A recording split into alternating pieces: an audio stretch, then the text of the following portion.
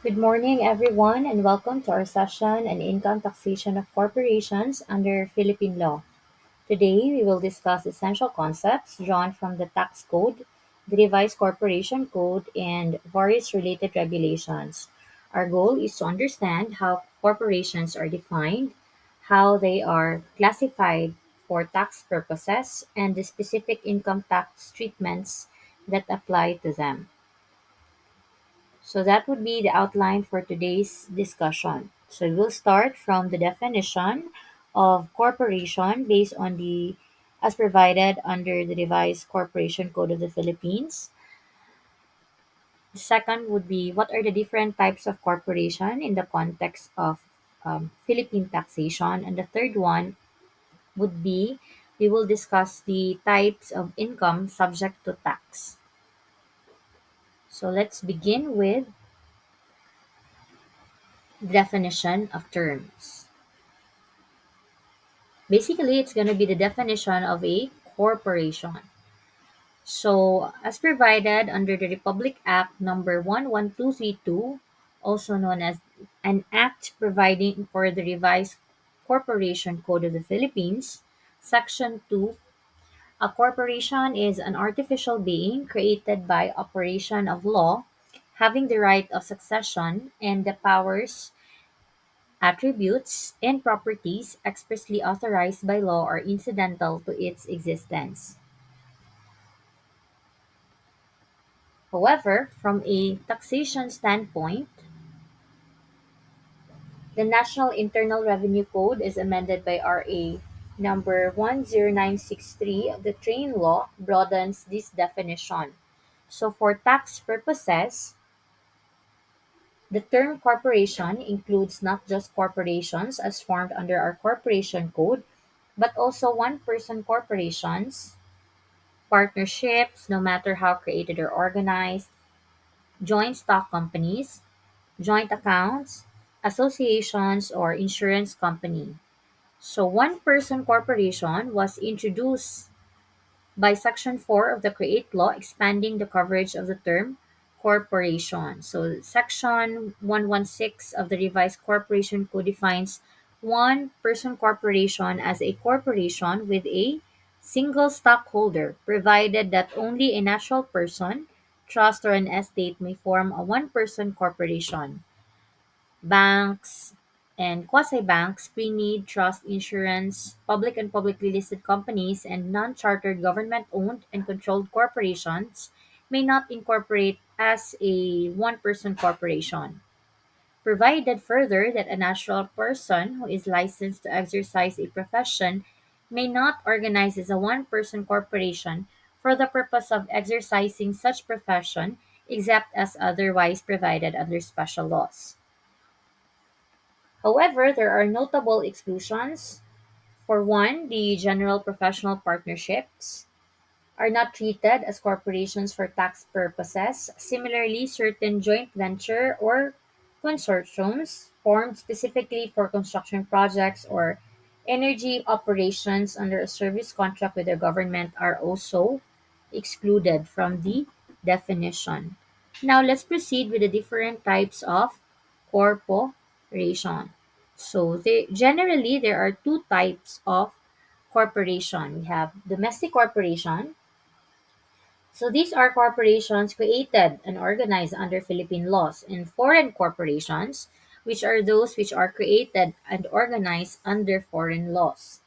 And for foreign corporations doing business in the Philippines, they may be classified as resident foreign corporations or RFCs, or non-resident foreign corporations, or um, NRFCs for brevity. So this classification is crucial because it determines the scope and rates of taxation. So before you start solving a particular problem, you need to identify what is the corporation, what type of corporation it is, and know whether or not if it is foreign, identify if it's resident or non-resident because it has different coverage and rates.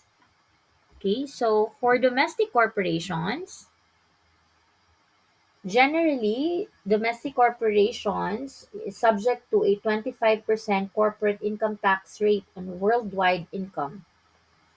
So, by definition, remember that domestic corporations are created and organized under Philippine laws.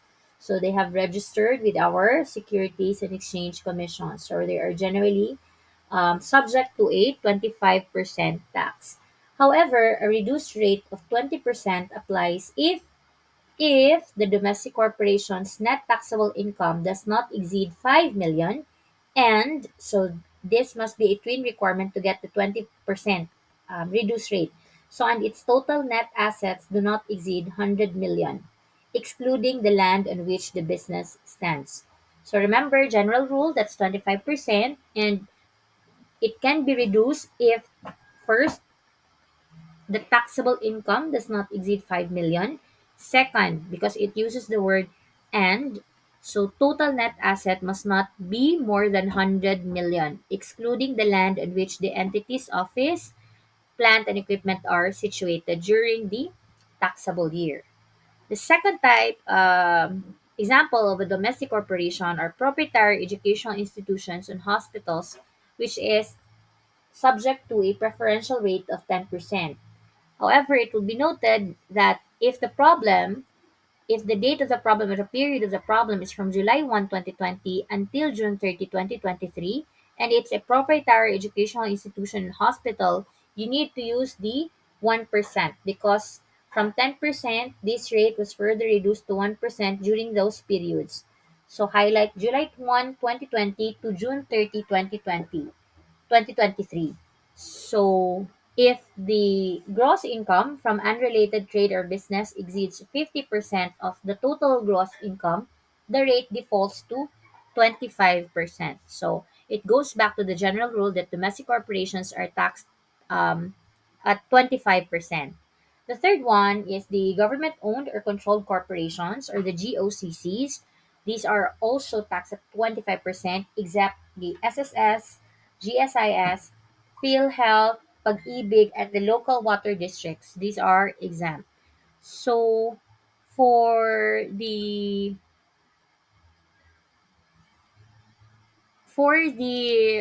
HDMF, this was added. Let's see, for Pag-ibig.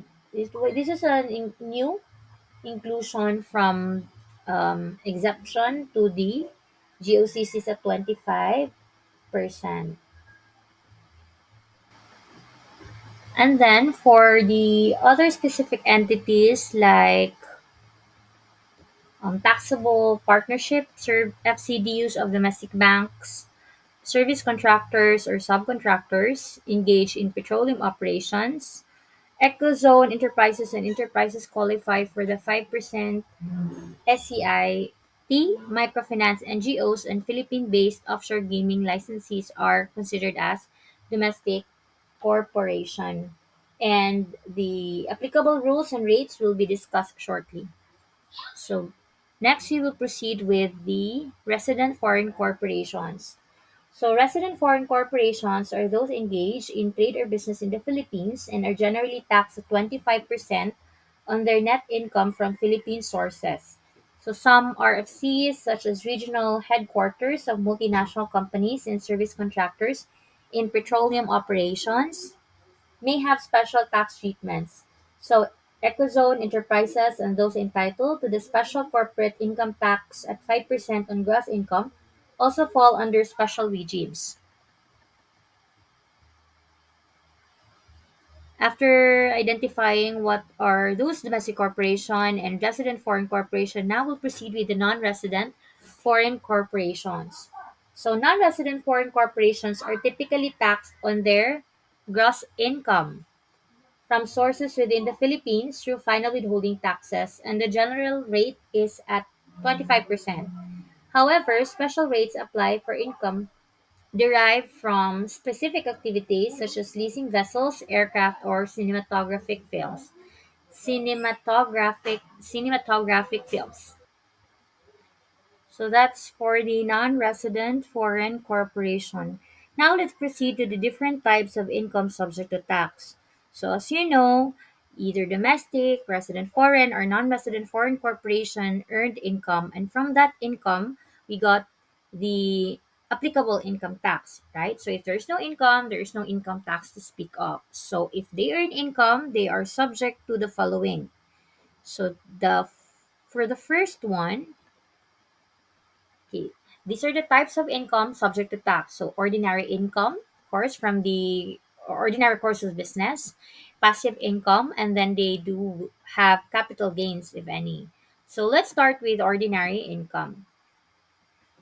For the ordinary income, take note that the applicable tax rates and methods of computation vary depending on the classification of the corporation and the nature of the income. So it's very important to know what type, of corporation are we dealing with. So is it domestic, resident foreign, or non-resident foreign? So if it's ordinary income, take note of the following in terms of source, base, and rate. For domestic corporation, the taxable income, it is the taxable income from sources within and outside the Philippines is at 25% beginning July 1, 2020. Prior to this period, the applicable tax rate is 30%. So it was lowered by 5%. So if you are a resident foreign corporation, your taxable income would be from sources within the Philippines only. So within lang. So, whatever you earn outside the Philippines is not subject to tax. And of course, its tax rate would be 25% beginning July 1, 2020. And for the non-resident foreign corporation, they are taxed, and the tax base would be the gross sales or receipts from sources within the Philippines. And it is subject to a final withholding tax of 25%. Okay, I hope that's clear. For the computation, you have here a pro forma computation. Okay, we'll start with the gross sales. So we have gross sales less discounts and returns. You will get your net sales. After that, to get the gross income, you will deduct the cost of goods sold, and then deduct from the gross income the itemized deductions or optional standard deduction to get the taxable income. So taxable income is the tax base for both domestic and resident foreign corporation. In the case of non-resident foreign corporation, its tax base is on its gross income. I repeat, for non-resident foreign corporation, its tax base is its gross income. Okay. So now let's proceed to another source of income, passive income. So for passive income, we have here a table showing the rates for domestic and resident foreign corporation and non-resident corporations. So for interest and currency bank deposit, yield or any other monetary benefit from deposit substitutes, trust funds, and similar arrangements, as well as royalties, its tax rate is at 20% based on its gross, right? So if you earn an interest from a bank, the bank will withhold the 20% out of it. So for a non-resident corporation, that is 25%. But if your interest is from a depository bank and you are a domestic and resident foreign corporation, that would be 15%. So interest from a depository bank under the expanded foreign currency deposit system, that's 15%. And if you are a non-resident foreign corporation, that is exempt. So we are already done with ordinary income and passive income. Now let's proceed with the capital gains. So for the capital gains, capital gains tax applies to the sale of exchange of certain assets, certain capital assets. So let's start with the sale, exchange, or other disposition of domestic shares of stock if the shares are listed and traded at the stock exchange. So the applicable tax rate is 6 over 10 of 1%, basically 0.6% on the gross selling price. Okay? So the gross selling price would be the basis of your capital gains tax. So the BIR form that would be filed by the stockbroker would be Form 2552. So we have here an example, the template or the form, the BIR form, actually the BIR form number 2552 for the percentage tax return for transactions involving shares of stock listed and traded through the local stock exchange. Please do remember that the stockbroker who effected the sale must have filed the same within 5 banking days from the date of collection. So we have here the taxpayer identification number, the name of stockbroker or issuing corporation, its registered address, and identify what kind of transaction it is. Is it a shares of stock listed and traded through the local stock exchange, initial public offering, primary? So you need to um, mark applicable box with an X. And then the other page, you will see the details of the taxable transaction. So 1, 2, 3, 4, 5, we need to identify seller and buyer. And then take note, uulitin natin, that the basis is the gross selling price. Okay, the gross selling price, and the filer would have been the stockbroker who effected the sale. So what about if the sale, exchange, or other disposition of domestic shares of stock is not traded? Okay, it's not traded, so it's not publicly traded. So the tax base would be the net capital gain, so the selling price less the cost of the shares, and that the BIR form for that would be BIR form number 1707, which should have been filed within 30 days after each transaction, and form number 1707 dash A for the consolidation, so filed on or before the 15th day of the fourth month following the close of the preceding taxable year. So now let's proceed with the um, form. So it's better that you would be familiar with the forms that are being used for the applicable CGT. So this is BIR form number 1707, capital gains tax return for onerous transfer of shares of stock not traded through the local stock exchange. As you could see, the computation is already here. The taxable base for cash sale or foreclosure sale in line item that costs 11 less the cost and other allowable expenses, you will get the net capital gain when we deduct item 10 less item 11 multiplied by the applicable tax rate, that's 15%.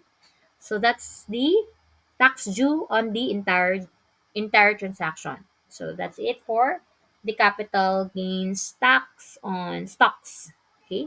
Next would be on the capital gains tax on capital gains on sale of property classified as capital assets. So the in terms of the transaction subject would be the sale, exchange, or other disposition of lands and buildings which are not actually used in the business of the corporation and treated as capital assets. Take note, these assets are not actually used in the business of the corporation. For tax rate and base, if the seller so identify, okay, ito ay pagbebenta ng lupa na hindi ginagamit for ordinary operation, okay, for the ordinary course of business. So, who is the seller? Is it, or what type of corporation? Or if it's corporation, then if the seller is a domestic corporation, it would be based on the final tax of 6% based on the gross selling price or the fair market value, whichever is higher. So the FMV is the higher between the commissioner's value and the assessor's value. Okay. So for the BIR form to be filed, that's BIR form 1706, and which is filed within 30 days following each sale, exchange, or disposition of real property. So that's for domestic corporation. But if the seller is resident foreign corporation, the gain on sale is returnable and subject to the normal tax rate of 25%. And if it's a non-resident foreign corporation, the final tax is 25% on the net capital gain realized on the sale. However, there are also exceptions to this rule. Okay.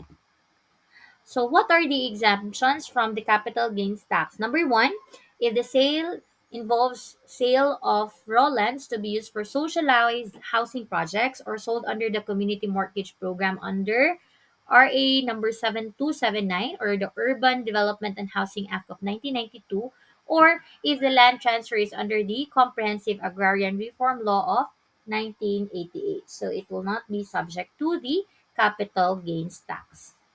Now let's proceed with domestic companies subject to special tax rate. So number one, we have proprietary educational institutions. I think I have a slide for Laba. Okay, ito lang. So for the proprietary educational institution, these are subject to a special tax rate of 10% of taxable net income within and without the Philippines, provided beginning July 1, 2020 until June 30, 2023, the tax rate to be imposed shall be 1%. So, proprietary educational institutions and nonprofit hospitals, that is 10%. Okay? When we say nonprofit, it means there is no net income or asset accrues to or benefits any member or specific person, with all the net income or assets devoted to the institution's purposes and all its activities conducted not for profit. So, a nonprofit entity is necessarily organized as a non-stock corporation if organized as a corporation. So provided, so we have here the predominance test, wherein the gross income from unrelated trade, business, or other activity does not exceed 50% of the total gross income derived from all sources. However, if it exceeds the 50%, the normal tax rate will be applied on the entire taxable income. So that's the 25% or 20%, whichever is applicable. Okay.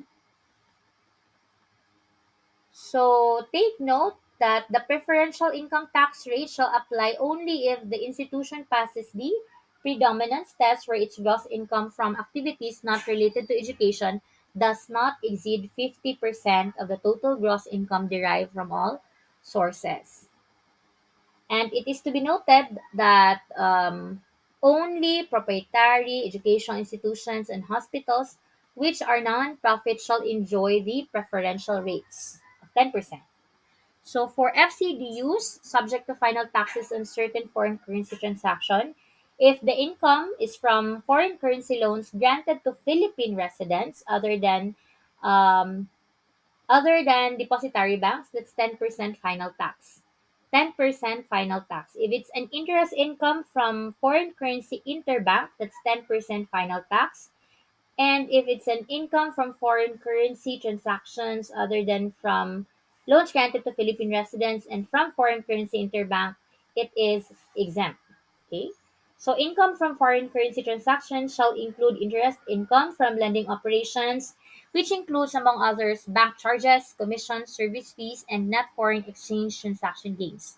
So for number four, service contractors or subcontractors in petroleum operations, they are liable to an 8% final tax on gross income derived from such contracts in petroleum operations, provided, however, that any income received from all other sources within and without the Philippines, in the case of domestic contractors or subcontractors, shall be subject to the regular income tax under the tax code. And for ecozone enterprises, they are um, subject to a 5% gross income tax in lieu of all other taxes. Okay, let's recap. For proprietary educational institutions and hospitals which are non-profit, they are given a special tax rate of 10% unless there are income or their income exceed the 50% of the total. Let's go back. If their other income related from unrelated trade, business, or other activity exceed 50%, then they will be taxed according to the applicable tax rate for domestic corporation, which is 25%. For FCDU, that is 10%. But there are income from foreign currency transactions which are exempt. Okay? And then for service contractors, that's 8%. And for EcoZone, they are enjoying gross income tax of 5% of gross income on registered activities. 3% shall be paid to the national government, 2% to the city or municipality where the enterprise is located. So 1 and 2, that's 10%. 3 is 10%, service contractors, that's 8, and then 5, EcoZone Enterprises, that's 5%. So let's proceed with the other domestic corp companies that are subject to special tax rate. If you are in the tourism enterprises registered with the Tourism Infrastructure and Enterprise Zone Authority as an alternative to the income tax holiday, in lieu of all the national and local taxes except real estate taxes, they, as may be imposed by the TIEZA, they pay a tax of 5% on its gross income earned from its registered activities. And this 5% gross income shall be remitted as follows: one third to be proportionately allocated among the affected cities or municipalities based on the area of the registered tourism enterprise. One third will go to the national government, and one third will go to the Tourism Infrastructure and Enterprise Zone Authority. So that's 5% divided by 3. No, one third each for the affected cities, the national government, and then to the TIEZA, the zone authority. Next would be the corporation subject to the special corporate income tax under Section 294 of the Tax Code.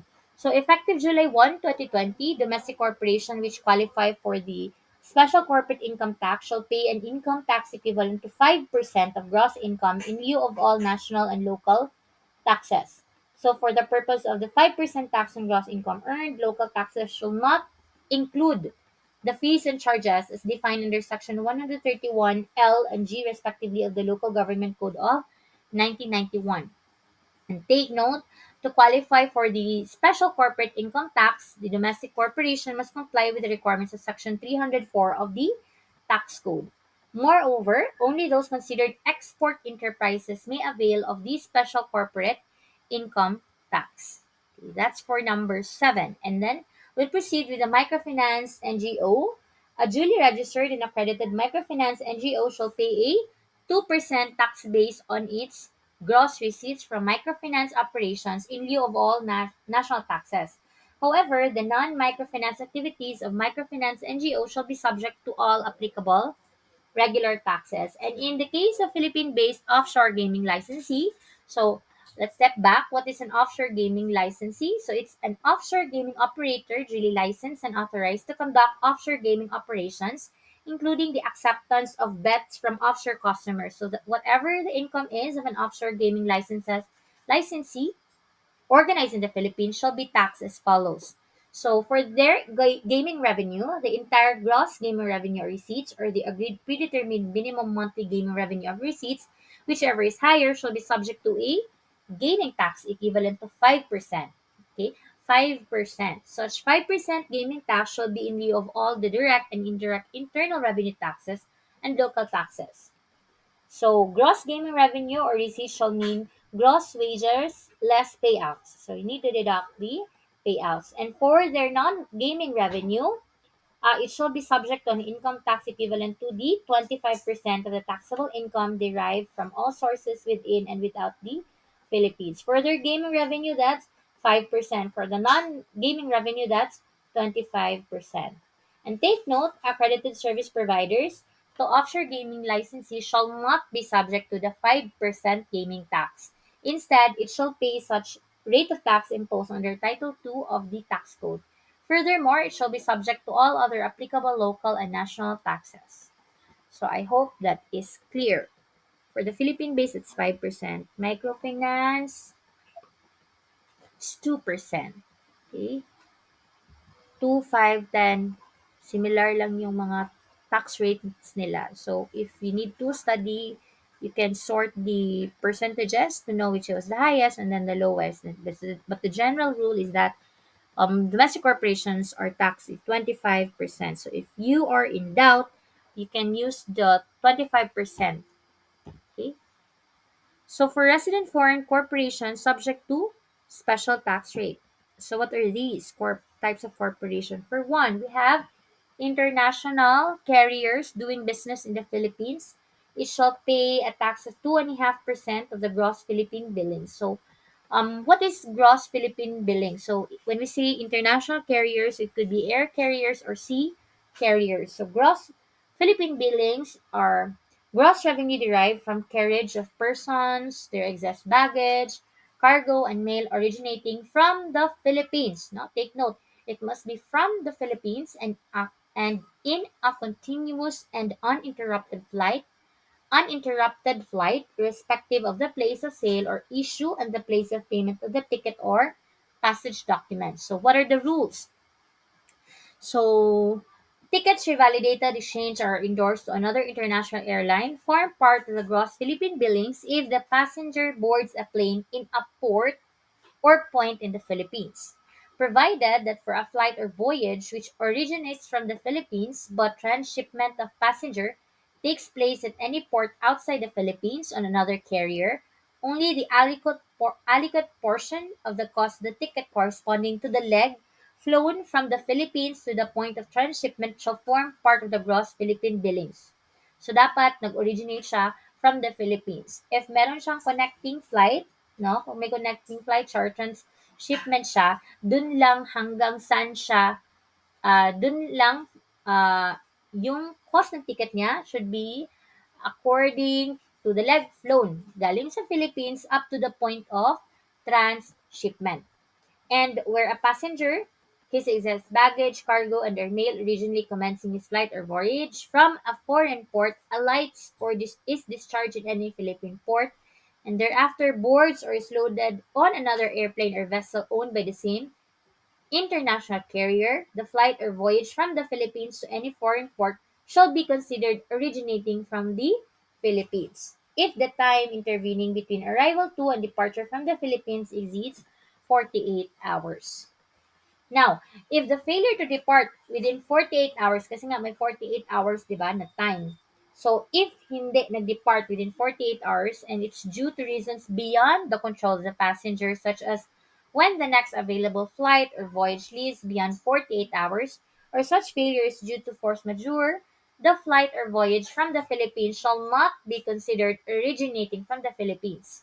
Now, if the second aircraft or vessel belongs to a different international carrier, the flight or voyage from the Philippines shall be considered originating from the Philippines, regardless of the length of the intervening period between the arrival to and departure from the Philippines. Okay.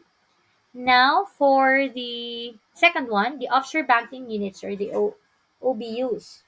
It shall mean a branch, subsidiary, or affiliate of a foreign banking corporation which is duly authorized by the Bangko Sentral to transact offshore banking business in the Philippines. Now, before April 11, 2021, the income of the offshore banking unit is subject to a 10% final tax.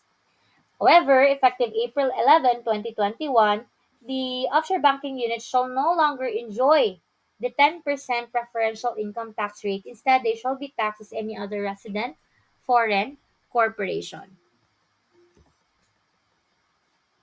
Okay, for regional or area headquarters and regional operating headquarters of multinationals,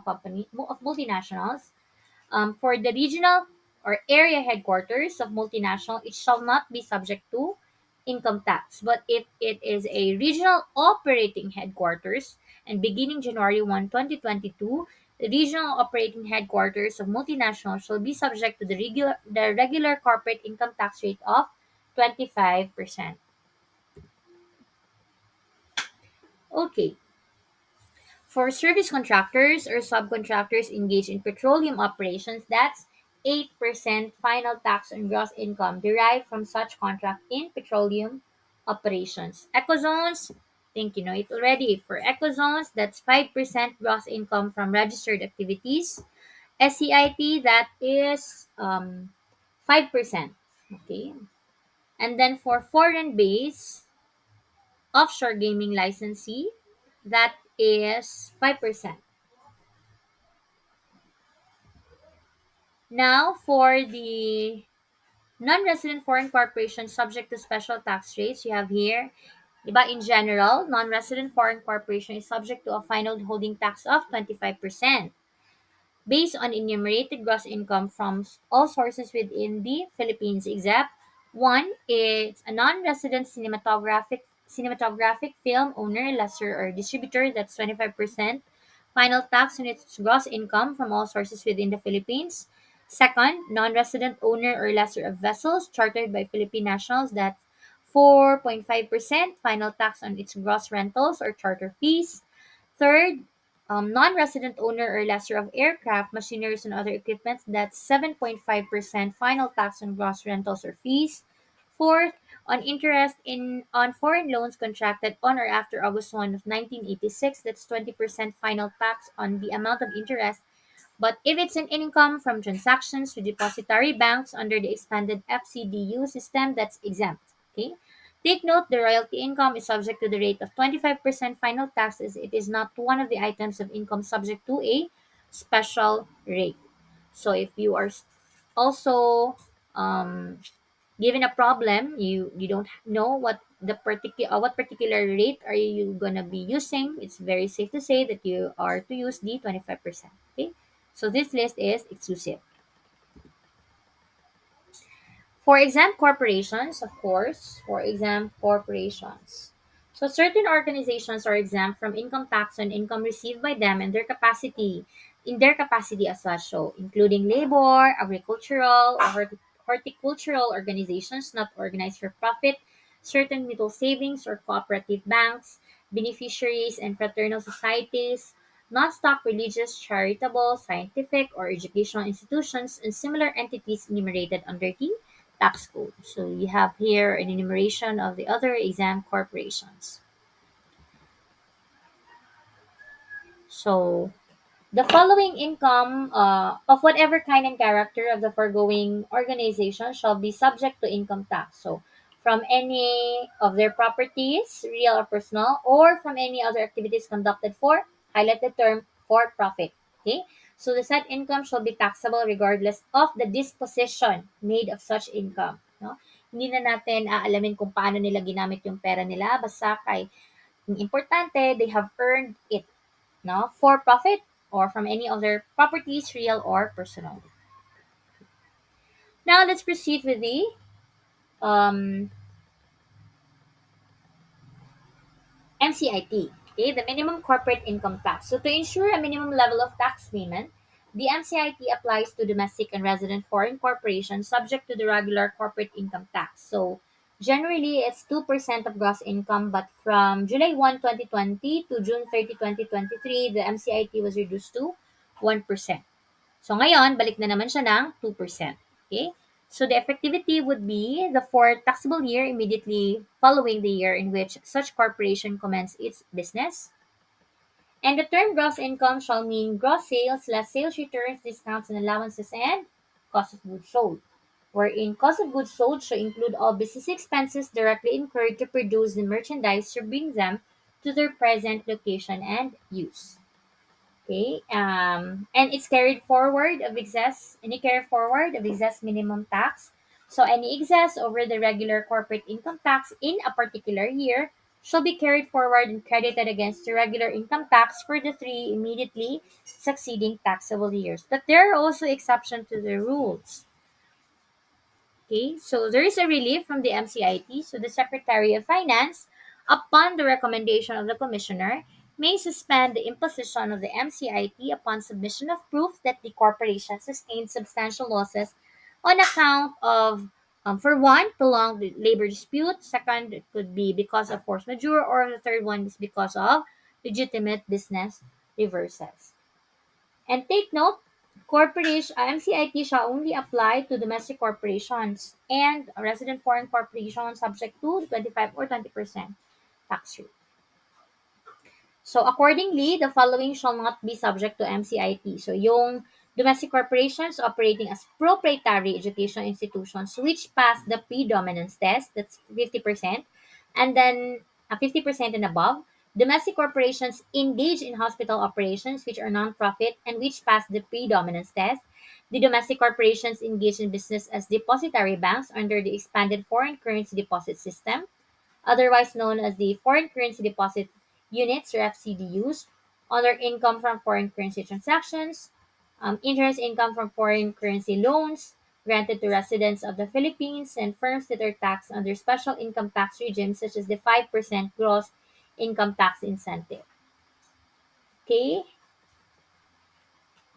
so in summary, the Philippine income tax system for corporations is multifaceted, reflecting a wide range of corporate structures and activities, and understanding the definition, its classifications, and the special rules is essential for compliance in strategic tax planning. So, students and as future practitioners, you should familiarize yourselves with these rules and keep abreast of changes in tax laws, regulations, and jurisprudence. And I hope in the next video we could provide sample problems for the income tax and corporations. Thank you and good morning.